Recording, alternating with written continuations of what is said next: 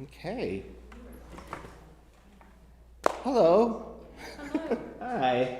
Thanks for coming, everybody, for this third of 4. I'll be sorry when it's over, but for now, we're here. My wife got me into, I never thought I would be able to say this, but my wife got me into watching Downton Abbey. Never watched Downton Abbey before, and it's like potato chips, and that's just kind of how I feel about this, Anyway, so let's get started. Find yourself a position in your chair where you are as comfortable as can be. Frida, can I quote your appreciation? Frida, I will always get a kick out of this. Frida came up to me after the meditation last time and said, "I'm so glad you didn't give us strict instructions, like have both feet on the floors." Maybe someone's feet don't reach the floor, right? So the point is, in your unique body, as it is feeling today, let yourself be arranged in such a way that you are as comfortable as you can be for yourself. And I will reiterate the kavanah, the intention that I have shared. The kavanah, the intention that I have shared for the first 2 weeks, which is to, having made the effort to be here, whatever that involved for you, wherever you came from, to really allow this time to just be a gift to yourself. And that is certainly my intention, my kavanah in offering this, is that this should be a blessing to you, hopefully, today, for whatever that means, whatever you need. So, getting yourself comfortable. I'm going to invite you, if you're at ease doing this when we're ready, to just let your eyes sort of softly close, or as we've been saying, if you're not comfortable closing your eyes, you can just sort of pick out a spot on the floor somewhere in front of you and just softly kind of look in that direction. But whatever works for you, whether it's letting your eyes close or just having a soft gaze on a more or less fixed point. We're going to begin to enter into our practice today.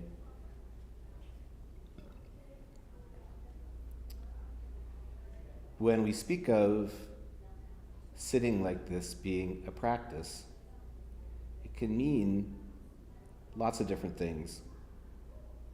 For one thing, a practice is something that we do regularly, as we are now. And a practice is something that we show up for with the intention of just letting the experience be exactly what it is.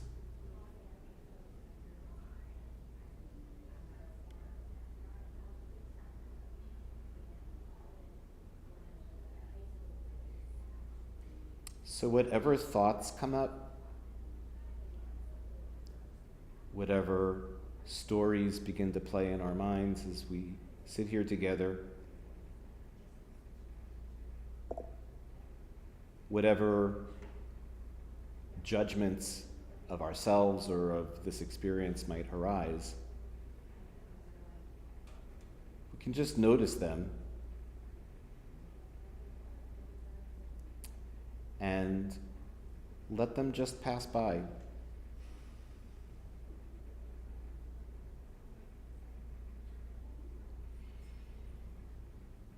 And just return to how it feels in your body to be sitting here in this moment. And being open to the fact that that is likely to change and shift from moment to moment.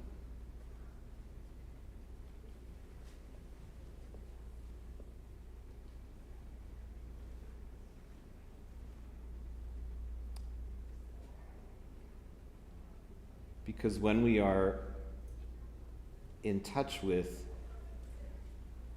that sensory experience, that lived experience, we are naturally and automatically, if you will, in the present, because we're feeling or sensing something right now.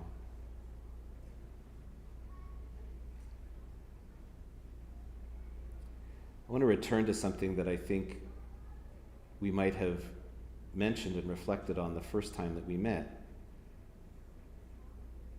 And that is that if we know some Hebrew, or even if we don't, but in sort of day-to-day Hebrew, modern Hebrew vocabulary, when we use the word atah, we usually think of it spelled beginning with the letter Aleph, and atah means you. Like Baruch atah Adonai, blessed are you, God, as our blessings begin. But when we spell atah differently with the other silent letter, ayin, atah with the letter ayin means now.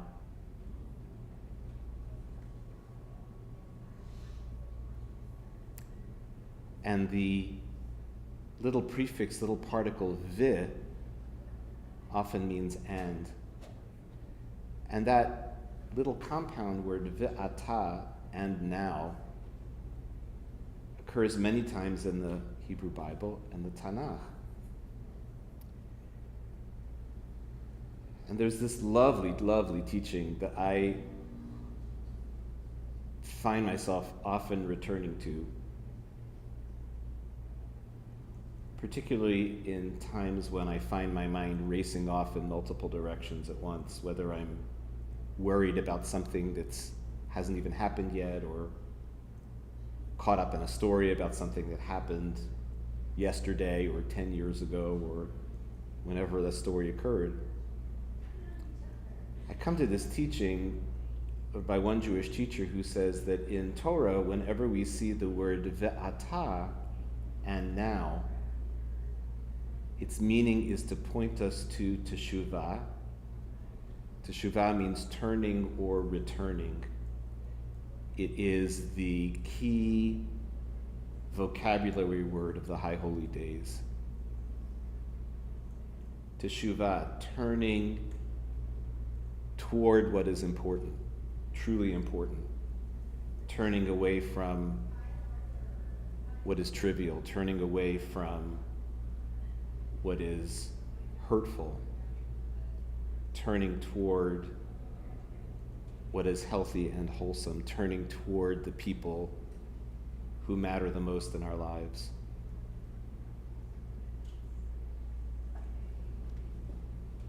And I think this teacher says that ve'ata, and now, refers to turning, to renewal, to teshuvah, because and now raises a question. Well, what's next? And what's next can be different than what just happened. What's next can be a choice to turn in another direction.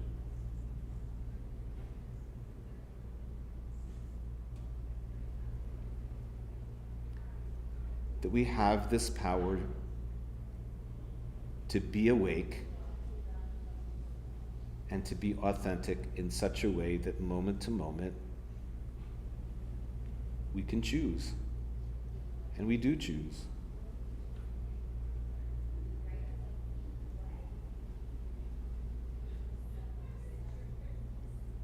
And in keeping with that theme,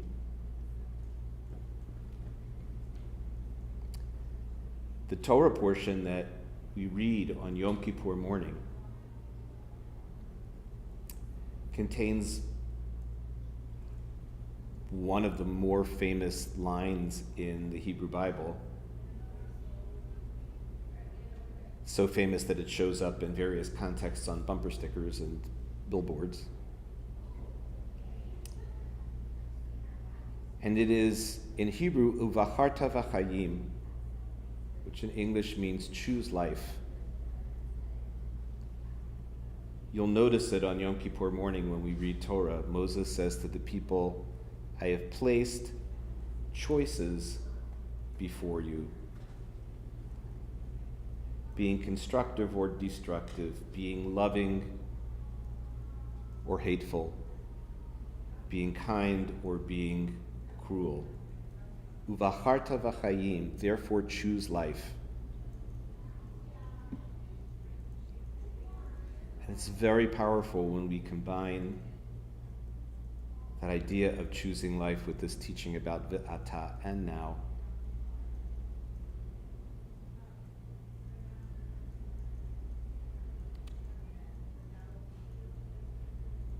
Sometimes the word teshuvah, which again comes from the word lashuv, to turn or to return, sometimes the word teshuvah is translated as repentance.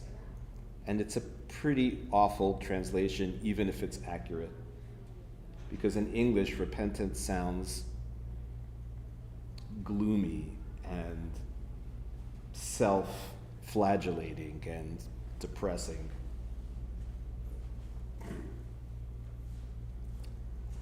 But when we think of teshuvah in the meaning of turning or returning, it is saying something so powerful that when we take the themes of this season that we have almost entered into, that we are into in terms of Elul, when we take those themes seriously, when we approach the High Holy Day prayers with our defenses softened or down enough to really let the words penetrate, it's powerful enough to make a person gasp. Because what Teshuvah says to us is, change is possible.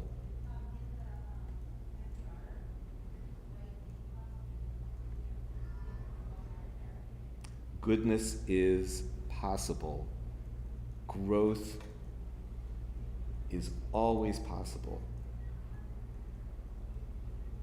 Learning is possible.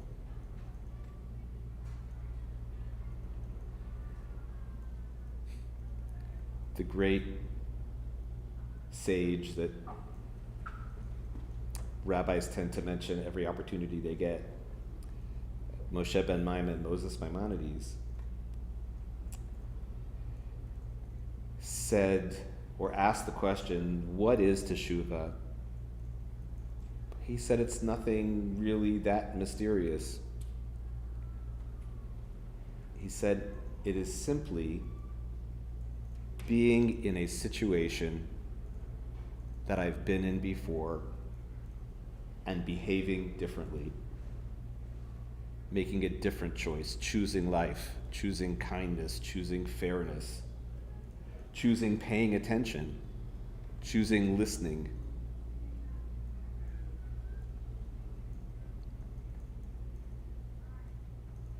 And these things are hard.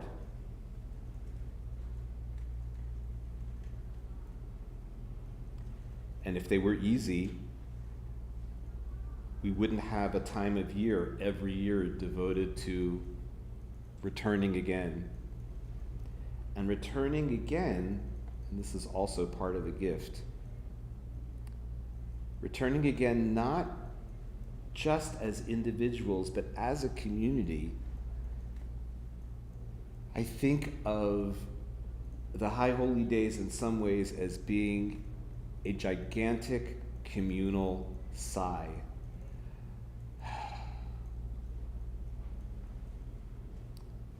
We are all working on things. We're all working on ourselves. But we're not alone. We're not isolated. We get to do this work together. Imagine that the words of the Machzor, of the High Holiday Prayer Book, imagine that they are cheers, like a cheerleading team might learn, and that in saying them, we are cheering each other on. Yes, you can do it. This can be a Shana Tova U'Metukah. This can be a good and sweet year. Because although we don't control all the things that we have to deal with, all that confronts us, all that we go through, We have the ata, we have that power of and now. How do I respond? What do I say? How do I behave? And it is so hopeful, and it is so beautiful. And while it is not Pollyannish or sugar-coated, there is in the High Holy Days, in spite of all the evidence to the contrary, sometimes, there is this belief in human goodness, that it's real, that we cultivate it, and that we can make it real and operational in our lives. So, what I'd like to invite you to do, as we settle in for a couple of minutes of just sitting here together in silence, is to let your attention very gently shift over to the fact that you are breathing. Of course, you have been breathing all along. As a matter of fact, you have been breathing from the moment of your birth up until this moment. But usually breathing is something that happens below the threshold of awareness. So we're going to see what it's like to bring into our focus, into our attention, how it feels to be breathing, noticing the coolness of the air as it enters through the nose or the mouth, noticing on each exhalation how the ruach, the spirit, the breath, the nishima, the breath is warmed by our bodies when we exhale.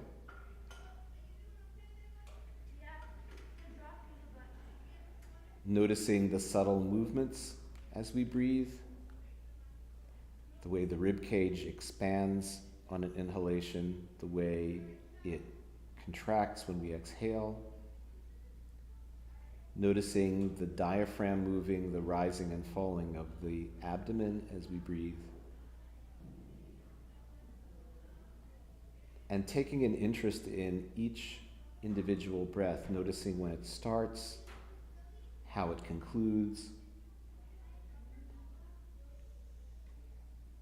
the depth or shallowness of each breath, just paying attention.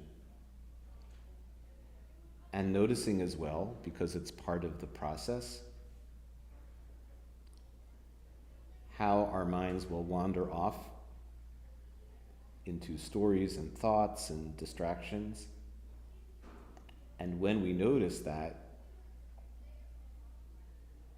to treat ourselves with compassion, what it's like to resist any self-critical thoughts of there's something wrong because I stopped paying attention. That's part of the process. And with rachamim, with compassion, with chesed, with loving kindness, oh, my mind wandered, I'm going to come back to my breath now. Everyone's mind wanders. So we'll sit with our breath for just a minute or two, returning back to the breath as many times as necessary when our minds wander.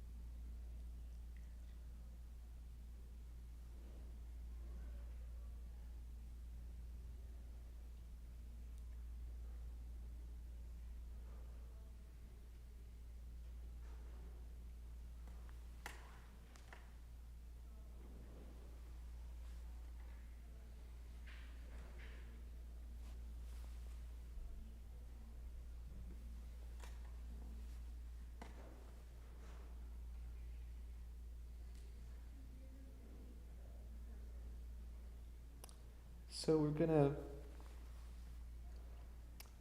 move into the next part of our time together with a little singing. I think we sang this the first week. And it's words that appear both in Tehillim, in the book of Psalms, and also in Shirat Hayam, the Song of the Sea. And the words are Ozi v'zimrat ya. Lots of ways it's translated. God is my strength and my song, my strength and my stronghold. Different ways it's translated. Vayehili lishua, and this has become my safety, my refuge.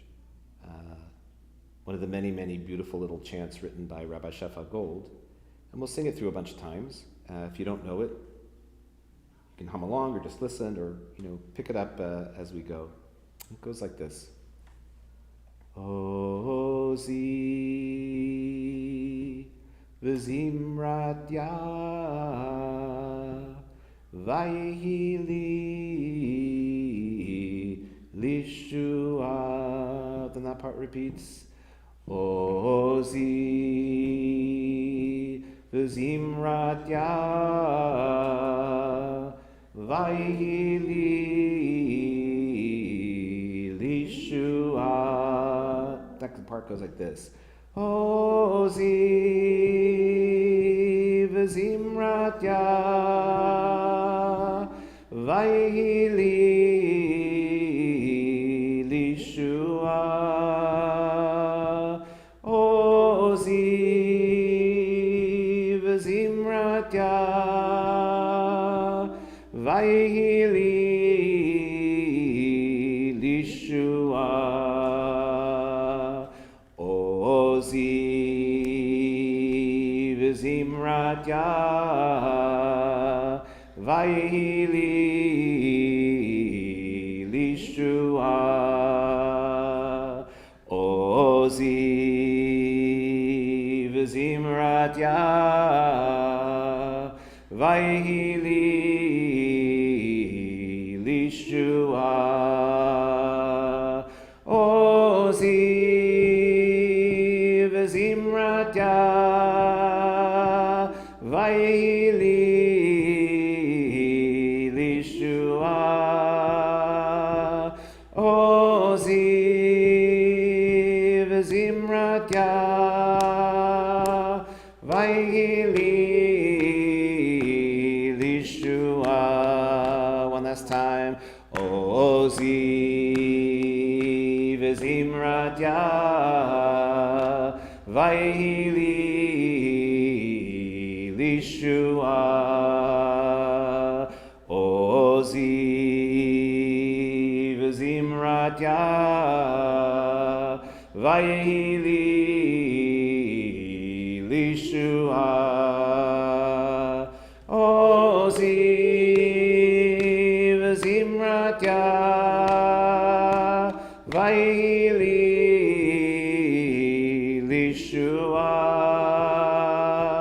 Ozi v'zimrat ya vayehili lishua.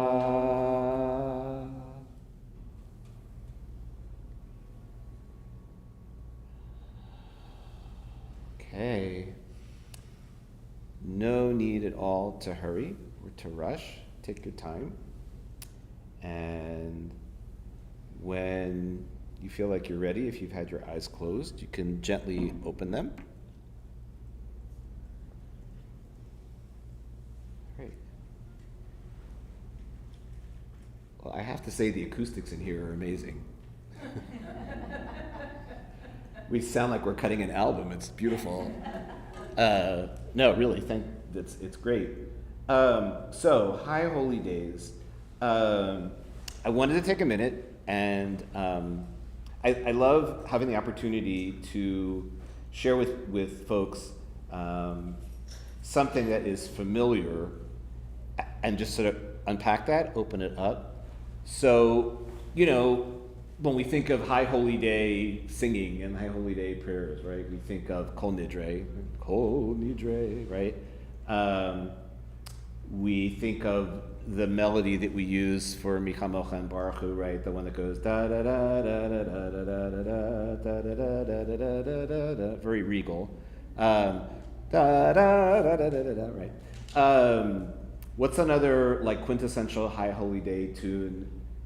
Maybe you even forget about it during the year, but then when Greg gets up and sings it, you're like, ugh, there it is. Unatana Tokef, yeah, absolutely, right? Avinu Malkeinu. Okay, if I had cookies, I would say here, because that's the one I was thinking of. Everybody's suggestions were great. Avinu Malkeinu, right? Either the unbelievable Janowski, Avinu Malkeinu, that one, right? Which actually, by the way, if you listen to the piano part for that, he's got this thing going on that's supposed to sound like a heartbeat. Yeah, it's very dramatic. Or the folk melody, Avinu Malkeinu. Okay, so our tradition gives us lots of metaphors and lots of language in the prayer book, particularly for God. And actually, the High Holy Day liturgy has lots of beautiful metaphors for God. It refers to God as a shepherd, God as a lover or a friend, God as an artist, God as a potter making things out of clay. But, the one that we tend to get clobbered over the head with over and over and over again is Melech, Melech, Melech, Melech, right? King, King, King. Okay? And with all the problems of referring to God as king, it's anthropomorphic, it conjures up the image of the old man with the long white beard sitting on a throne. It's male, it's hierarchical, right? It's dominance, it's all those things. But that's, we wouldn't say, blessed are you, God, senator of the universe, right? Or president of the universe. Our ancestors knew from kings, and this was it. And if you were a peasant in some little village somewhere, the king was very, very remote, right? You were probably afraid of the king, because if the king looked at you the wrong way, things might not go very well for you. And one of the ways that we talk about something being remote in theology is transcendent, right? So, God as transcendent would be, my wife and I were out walking this morning at 5:15 because temperatures, and that's when you get up and walk. And we were up early enough that the sky was this inky blue black, and we could see, even with the bright moon, right? We could see Orion's belt, and we could see, right? And you stand there and you look up at the stars, you start to get dizzy, and you start being aware of, I am tiny, and that, right? That's like Malkeinu, I think, for our ancestors. Avinu literally means our father. Loaded word, right? Because it depends upon how you felt about your father, and it's male, and it's, could be other things too. Which, by the way, is why in Mishkan HaNefesh, in our prayer book, when you read the English, it doesn't say our Father and King anymore, right? What it just has is Avinu Malkeinu, right? So you just get to say it that way. The thing is, that language, if you take it out of the sort of literal father and king, or even parent and child, right? On the one hand, Avinu, right, is very close, right? And Malkeinu is sort of distant and far away. So the opposite of transcendent in theology is immanent, right? So when I look into the face of somebody I love, and I feel that connection with them, right? That's what Martin Buber said, that's God right there, right? That connection. As is, we haven't made it to the Grand Canyon yet. But I don't know anybody who hasn't said that they went to the Grand Canyon and were just, yeah. Huh? We're going to go. Yeah, absolutely. Do you have something you wanted to say? Yeah, right? I will say, though, there is one other aspect to this that the tradition has in mind when it talks about Avinu and Malkeinu. It is one of the main themes of the High Holidays, which is justice and mercy or compassion, right? The idea that in the world you need to have compassion, you need to recognize people's humanity, you need to cut people a break. But if all you have is compassion, you risk what? If there's no rules, if there's no boundaries, you get chaos, you get violence, you get, right, all kinds of bad things. On the other hand, if all you have is by the book, by the rules, no bending, right, then what do you get? Huh? Boring. It's boring. Nice. No creation. Right? There's no creation, there's no freedom, and there's likely to be cruelty. Because I'm so in love with the rules that I don't see the person it's affecting. Right? Now, so, and in fact, there's this Midrash, ancient rabbi fan fiction, as I like to say, where Abraham says to God, it's a play on the Sodom and Gomorrah story of Abraham bargaining. Abraham says to God, you got to let go of one or the other, right? You got to let go of the rope, right? You can't have, if all you want is strict justice, nobody survives. If all you want is mercy, also nobody survives, and for other reasons, okay? So, last thing on this, I know we're running a second over, so I'll say this quickly.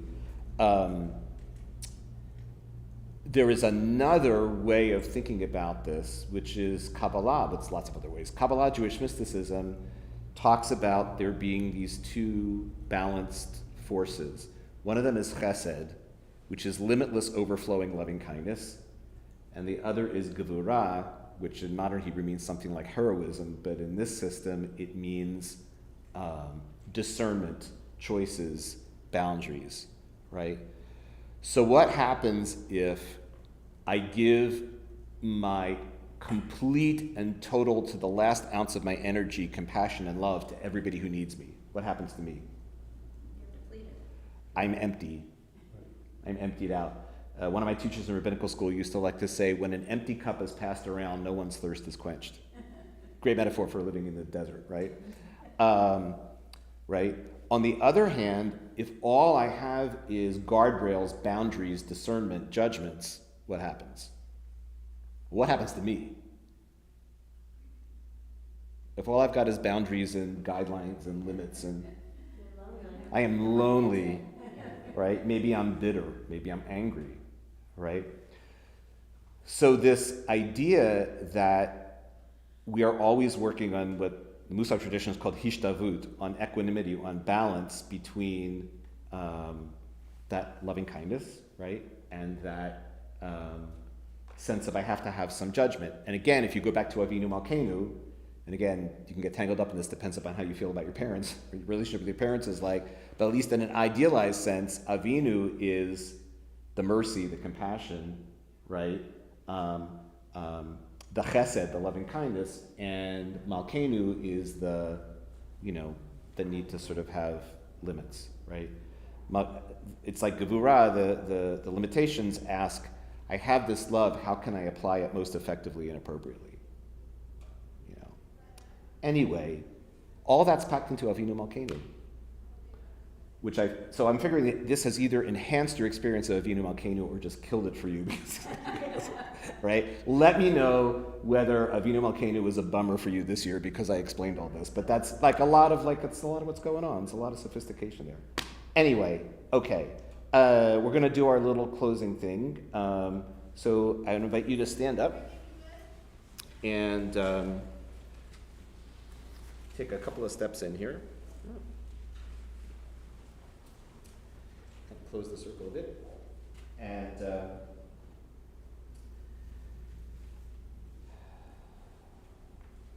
we come into this space with gratitude for all the people around us, those who are at home in other places, those who will watch this and participate later, those of us who are here in this room now.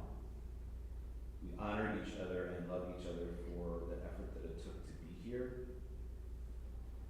We are grateful to each other for sharing this time together and for being peaceful together. Yivarechecha Adonai v'yishmerecha, may the Holy One bless you and keep you. Ya'er Adonai panav-elecha v'yichunecha, may the Holy One shine upon you and be gracious to you. Yisa Adonai panav-elecha v'yasem lecha shalom, may the Eternal be with you and help you to find shalom, wholeness, integrity, and peace in a world we pray of equality, safety, healing, justice, and peace for all who dwell on earth. As together we say. Amen. Thank you for making this so beautiful with your presence. Appreciate you. Yeah, we got one more of these, so hope to see you next time. Okay. Everybody at home, bye. See you later.